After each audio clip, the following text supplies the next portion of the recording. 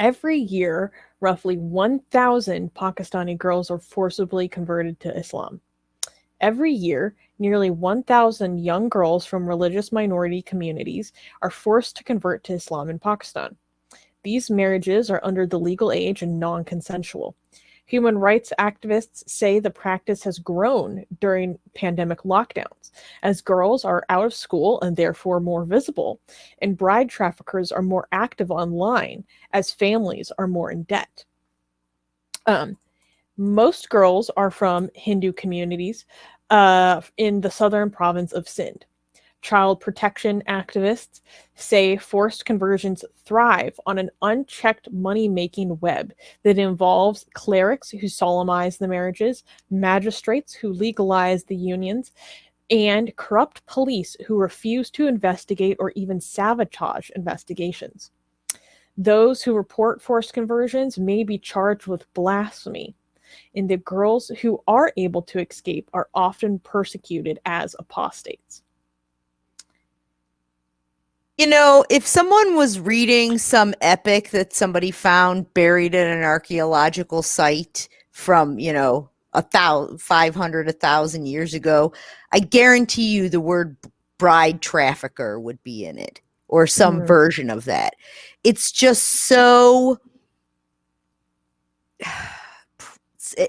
just the sound of it really just it shows the lack of sense of modernity in terms of even any of it. I don't know, it just bothers me to hear it because it just seems so really backwards and old. And yeah, it's terrible. Armin, do you have any feedback? Just to be clear, just so that you guys don't get confused, this is not the love jihad people talk about in India. This is completely different. This is something that we have been highlighting as a major issue in Pakistan, and something that not enough people are trying to fight against. There are people that are actively, but not enough, and the government in Pakistan is failing its own citizens.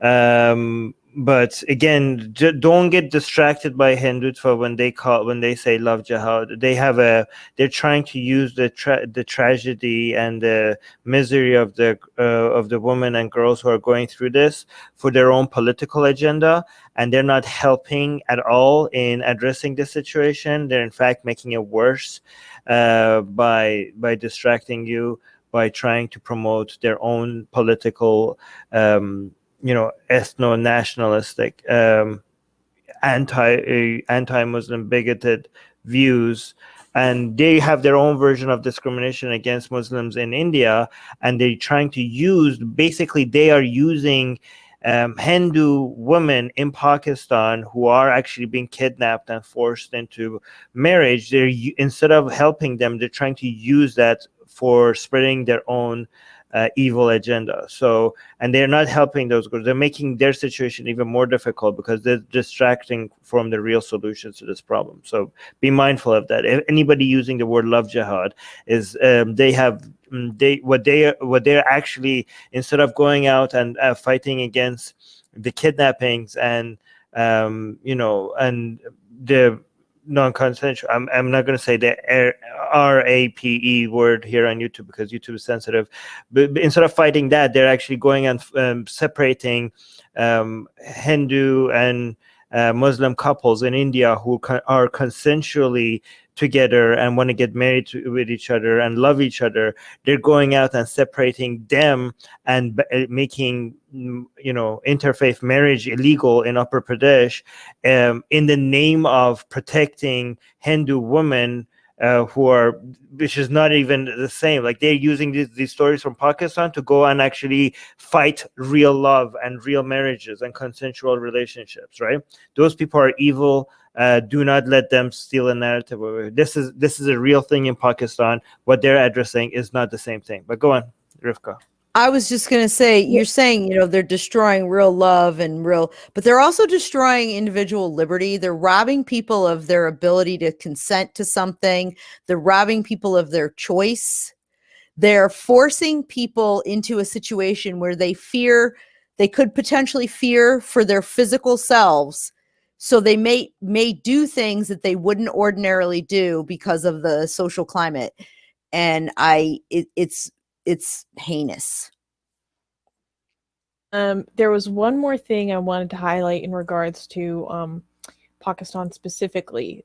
So less about how this real tragedy that happens in neighboring Pakistan influences India. One thing that we've covered a lot of individual cases before on the news, but this is, just highlighting the general trend and how many girls are affected by this every year. One thing that I didn't know was that people who bring this to authorities' attention could be accused of blasphemy themselves, which I think goes to show you like how much this is a communal sickness. Like this is if you bringing a kidnapping and sexual assault to the authorities' attention can make you accused of a crime that is punishable by death in that country. Like that's how severe the situation is. And this article also highlights something that I think is so sad. So they're talking about the case of this one girl, Neha, and they're saying, so it details what happened to her and how she escaped. And then it says, but when she arrived home, Neha found her family had turned against her. I went home and I cried to my mama about my aunt and what she said and the threats, but she didn't want me anymore, said Neha. Her parents feared what her new husband might do to them, she said. Further, the prospects of a marriage for a girl in conservative Pakistan who has been married or married before are slim, and human rights activists say they are often seen as a burden. And so these girls, if they are able to escape, they can be seen as a burden to their families. They are ostracized from their communities at best. At worst, they will be actively sought after to be put to death for apostatizing from Islam after they were forcibly converted into it. It's just so tragic. And so this one girl that they were talking about eventually found protection in a Christian church in Karachi.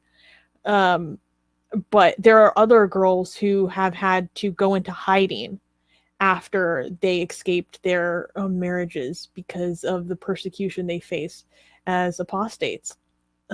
It's just horrible. It's barbaric, and it's so tragic.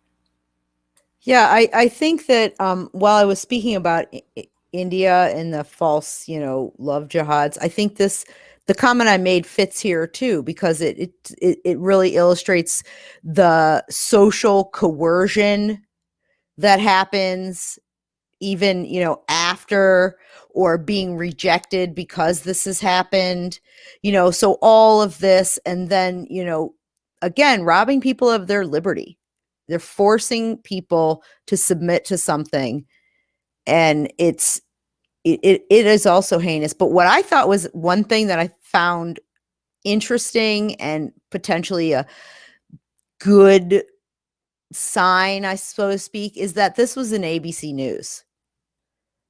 And it was highlighting kind of the whole problem, the scope of the problem, how many people don't know about the problem in a mainstream news network, which I thought was something you don't see as much. And I'm glad that happened. All right. So let me really quickly. You got a super chat. I just want to highlight one more thing because I thought this was interesting. One thing that the article highlighted was that, and I think this is an important point, the goal is to secure virginal brides rather than to necessarily seek new converts to Islam, which is part of why young girls are targeted. It's just because of the likelihood of them being virgins. And that, however, does not particularly preclude in an unusual sense to minorities. However, minority girls are targeted because they already face just systemic discrimination within Pakistan in general. So the likelihood of police rallying behind them and authorities taking this seriously is not as likely. But Dee gave us a really, really, really nice super chat that just warmed my heart. Dee, thank you for the $5, saying, this is for Susanna for jumping into Atheist Republic so sincerely in the past year and how she has championed humanist values. Well done, and thank you. Dee, This warms my heart, man. Yeah, Oh, that's such a beautiful message. Thank you so much, this is Dee. really, really nice. Thank you. Yeah. All right, so really quickly, guys, because we need to move on to the next news. I'm just going to read some of our members' comments. Secular Proton is saying, I think the awareness of this issue has increased quite a lot recently, so that's good news at least. Katie is saying, correct, this is not love jihad, and even if it was, there are already laws against this. Pakistan is effing horrible and has been so for ages. Where was the other one? No, that's not for us. Yeah, there was another one here. I think go ahead. Suraya saying it feels like love jihad in India is a backlash or revenge to this act of converting into Islam, because India has a history of anti-Pakistani sending. Whether you take, this is collective punishment and is absolutely moronic and evil. And also subscribe to our newsletter, because if we get removed from all these platforms, at least we could reach out to you. And guys, by the way, if you subscribe to our newsletter, you get a free copy of where's your copy, Susanna? Get it. We're doing promotion. You get a free, it's not even promotion, it's free. Okay, so if you subscribe to our newsletter, link in the description, you get a free copy of Why There's No God. Come on, like, I'm handing it out for free. Okay, it's a bestseller on Amazon, and you get it for free. So subscribe to our newsletter, and you get a free copy of Why There's No God sent to you. Link in the description.